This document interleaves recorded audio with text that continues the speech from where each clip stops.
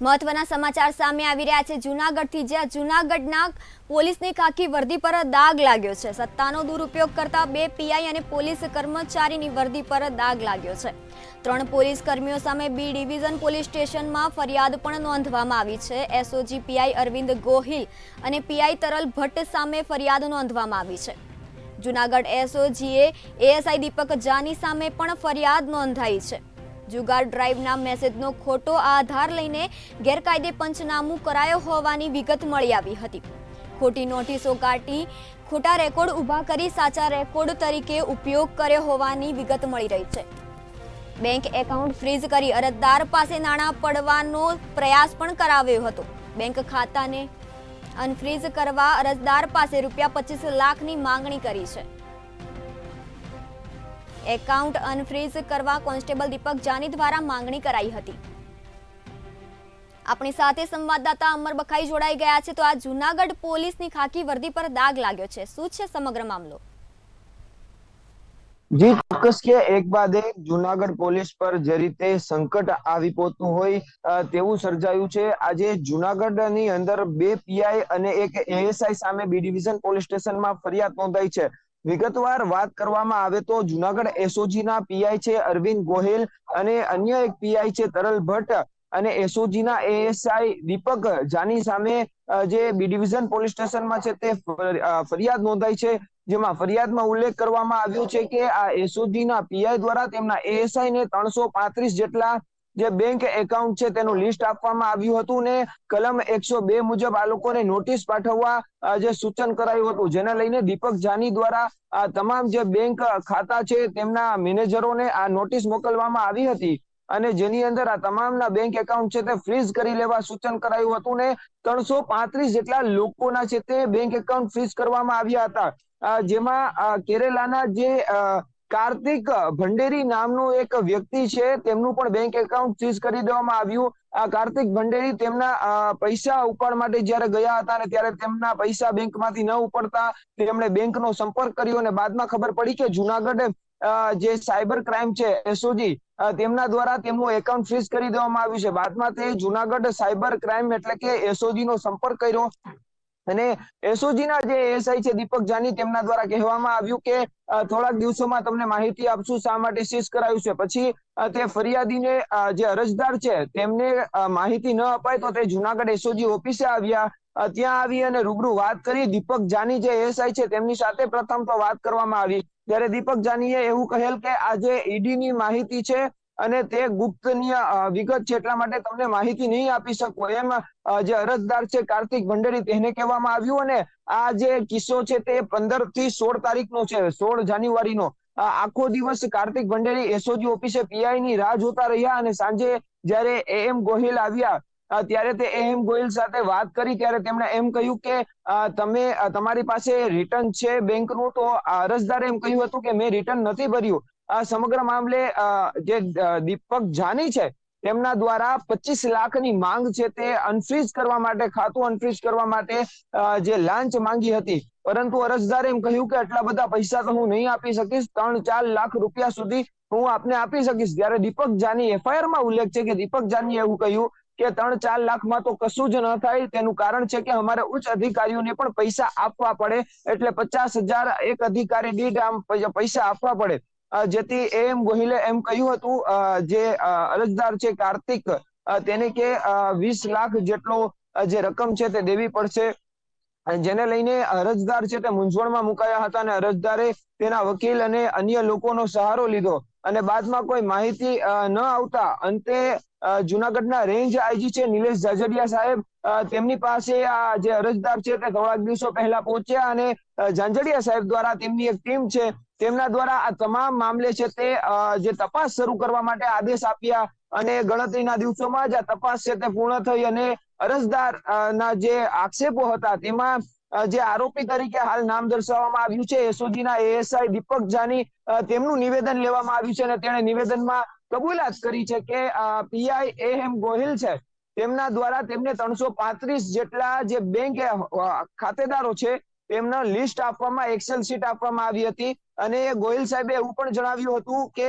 આ જે લિસ્ટ છે તે પીઆઈ તરલ ભટ્ટ સાહેબે આપ્યું છે અને તેમણે એવું જણાવ્યું છે કે જે તરલ ભટ્ટ સાહેબે એવું જણાવ્યું હતું એમ ગોહિલ સાહેબને કે આની અંદર શંકાસ્પદ ટ્રાન્ઝેક્શન થયું છે, જેથી આ જે એકાઉન્ટ છે તે સીઝ કરવામાં આવે.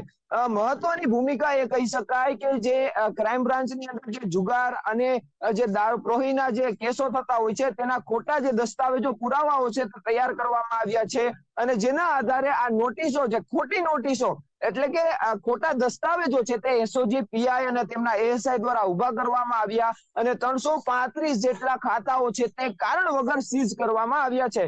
હાલ આ સમગ્ર મામલે રેન્જ આઈજી દ્વારા છે તે જે તપાસ કરવામાં આવી છે અને જેમાં તેમની ટીમ દ્વારા હાલ જુનાગઢના જે એસઓજી ના પીઆઈ છે અરવિંદ ગોહિલ, એએસઆઈ છે દીપક જાની અને અન્ય એક પીઆઈ છે તરલ ભટ્ટ, તેમની સામે બી ડિવિઝન પોલીસ સ્ટેશનમાં ફરિયાદ નોંધાઈ છે. હાલ આ સમગ્ર મામલે જે પીઆઈ ગોહિલ સાહેબ છે અને એએસઆઈ જાની તેમ બંનેને સસ્પેન્ડ કરી દેવામાં આવ્યા છે. હાલ આ સમગ્ર મામલે પોલીસ દ્વારા તપાસ કરવામાં આવી રહી છે. જ્યારે 25 લાખની માંગ કરવામાં આવી, જ્યારે દીપક જાનીએ એમ પણ અરજદારને કહ્યું હતું કે અગાઉ જે લોકોના એકાઉન્ટ ફ્રીઝ કરવામાં આવ્યા છે તે લોકોએ 20-20 લાખ રૂપિયા આપ્યા છે, એટલે અહીં તમામ એ લોકોના એકાઉન્ટ છે તે અમે ફરી અનફ્રીઝ કરી નાખવામાં આવ્યા છે. જો તમે પૈસા આપશો તો તમારું ખાતું છે તે અનફ્રીઝ કરવામાં આવશે, બાકી દિલ્હી ઈડીને જાણ કરવામાં આવશે અને તમારી સામે ખાતાકીય પગલા લેવામાં આવશે, તમારી સામે કાયદેસરની કાર્યવાહી કરવામાં આવશે અને હાલ અહીંયા પણ અમે તમારી સામે ફરિયાદ દાખલ કરશું. હાલ સમગ્ર મામલે છે તે રેન્જ આઈજી દ્વારા કડક પગલા લઈ અને જે પોલીસ ખાતાની અંદર જે દાગ પહોંચાડી રહ્યા છે તેવા 3 જે અધિકારીઓ છે તેમના સામે હાલ બી ડિવિઝન પોલીસમાં ફરિયાદ નોંધાઈ છે. એક મહત્વની વાત એ કહી શકાય કે પોલીસ માટે આ એક શરમજનક ઘટના છે તે ફરી સામે આવી છે. જી અમારા આજે પીઆઈ અરવિંદ ગોહિલ અને તરલ ભટ્ટ છે તો એ જે ખોટી નોટિસો કાઢીને ખોટા રેકોર્ડ ઉભા કરીને સાચા રેકોર્ડ તરીકે તેનો ઉપયોગ કર્યો છે, તો આ વિશે સમગ્ર વિગત શું છે? હા, બિલકુલ. જે રીતે પીઆઈ અરવિંદ ગોહિલ છે એસઓજી ના પીઆઈ છે અને તરલ ભટ્ટ છે તે માણાવદરની અંદર સીપીઆઈ તરીકે ફરજ બજાવતા હતા. તરલ ભટ્ટ અમદાવાદની અંદર પણ ફરજ બજાવી ચૂક્યા છે અને સૂત્રોનું માનીએ તો તેમ પહેલેથી જ આ રીતનું જે કારસ્તાન છે તેમાં નામ આવતા રહે છે એવું સૂત્રનું માનવું છે. ખાસ કરીને તરલ ભટ્ટ પાસે આ 335 લોકોનું જે બેંક ધારકો છે તેમાં કરોડોની જે અવર જવર પૈસાની થતી હોય છે તેવું લિસ્ટ આવ્યું હતું ને તે લિસ્ટ એસઓજી ના પીઆઈ ને આપવામાં આવ્યું ને તેને કહ્યું કે આ લોકોને નોટિસ પાઠવો, આ લોકોના બેંક એકાઉન્ટ ફ્રીઝ કરાવો અને તેમાંથી ફ્રીઝ કરાવ્યા બાદ કહી શકાય કે જે અરજદારો છે તે એસઓજી નો સંપર્ક કરવાના જ છે. તેમાં એક અરજદારે એસઓજી નો સંપર્ક કર્યો અને તેમાંથી ભાંડો ફૂટ્યો કે આ જે એકાઉન્ટ છે તે ખોટા સીઝ કરવામાં આવ્યા છે, ખોટા દસ્તાવેજો બનાવવામાં આવ્યા છે. હાલ સમગ્ર મામલે રેન્જ આઈજી ને જાણ થતા રેન્જ આઈજીએ કડક પગલા લીધા છે અને હજુ પણ આની અંદર વધુ કોઈ અધિકારીઓ સંડવાયેલા છે કે કેમ તે અંગે તપાસ થશે. તો બીજી તરફ અન્ય જે 335 માંથી એક અરજદાર તો સામે આવ્યો છે, અન્ય કોઈ અરજદારો છે તેમને પૈસા દઈ અને અનફ્રીઝ ખાતા કરાવ્યા હશે કે કેમ તે સમગ્ર મામલે હાલ તપાસ ચાલી રહી છે. જી અમર, સમગ્ર માહિતી સાથે જોડાઈ રહેજો. વિવાદિત પીઆઈ તરલ ભટ્ટ આણી મંડળીની ધરપકડની તૈયારી શરૂ કરી છે.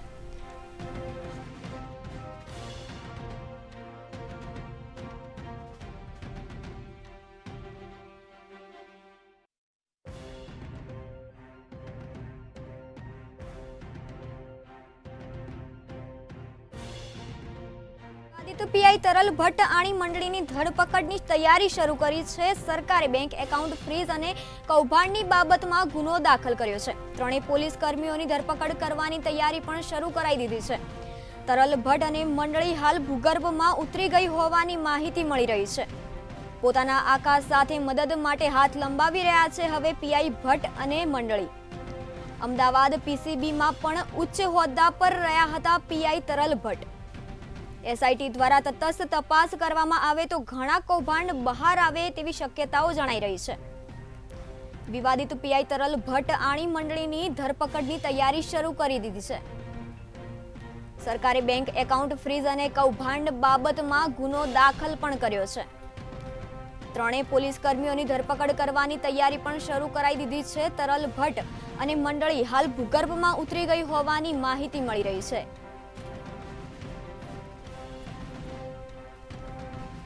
આપણી સાથે સંવાદદાતા, તો આજે ધરપકડની તૈયારી શરૂ થઈ ગઈ છે તરલ ભટ્ટની, તો શું છે સમગ્ર વિગત?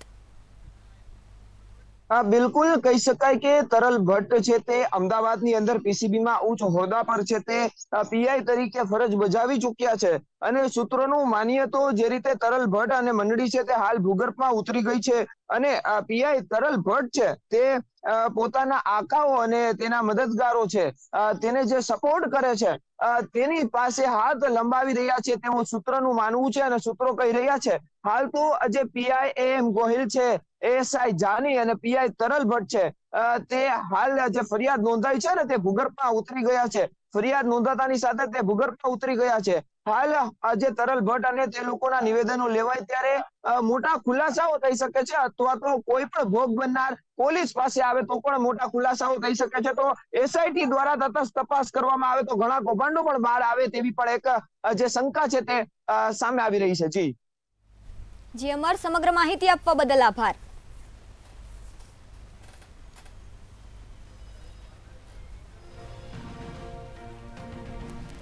વિવાદિત પીઆઈ તરલ ભટ્ટ આણી મંડળીની ધરપકડની તૈયારી શરૂ કરી છે.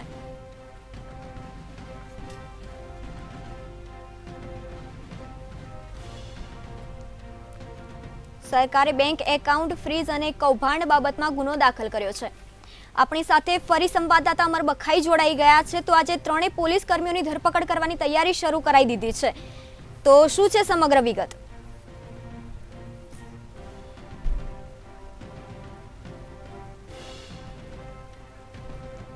ત્રણેય પોલીસ કર્મીઓની ધરપકડ કરવાની તૈયારી શરૂ કરાઈ દીધી છે. તરલ ભટ્ટ અને મંડળી હાલ ભૂગર્ભમાં ઉતરી ગઈ હોવાની માહિતી પણ મળી રહી છે.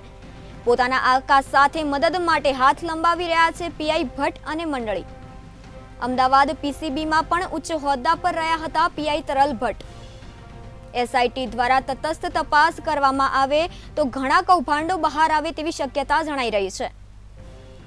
વિવાદિત પીઆઈ તરલ ભટ્ટ આણી મંડળીની ધરપકડની તૈયારી શરૂ કરી દીધી છે. સરકારે બેંક એકાઉન્ટ ફ્રીઝ અને કૌભાંડ બાબતમાં ગુનો દાખલ કર્યો છે. ત્રણેય પોલીસ કર્મીઓની ધરપકડ કરવાની તૈયારી શરૂ કરાઈ દીધી છે. તરલ ભટ્ટ અને મંડળી હાલ ભૂગર્ભમાં ઉતરી ગઈ હોવાની માહિતી મળી રહી છે. પોતાના આકા સાથે મદદ માટે હાથ લંબાવી રહ્યા છે પીઆઈ ભટ્ટ અને મંડળી. અમદાવાદ પીસીબીમાં પણ ઉચ્ચ હોદ્દા પર રહ્યા હતા પીઆઈ તરલ ભટ્ટ. એસઆઈટી દ્વારા તટસ્થ તપાસ કરવામાં આવે તો ઘણા કૌભાંડો બહાર આવે તેવી શક્યતા જણાઈ રહી છે.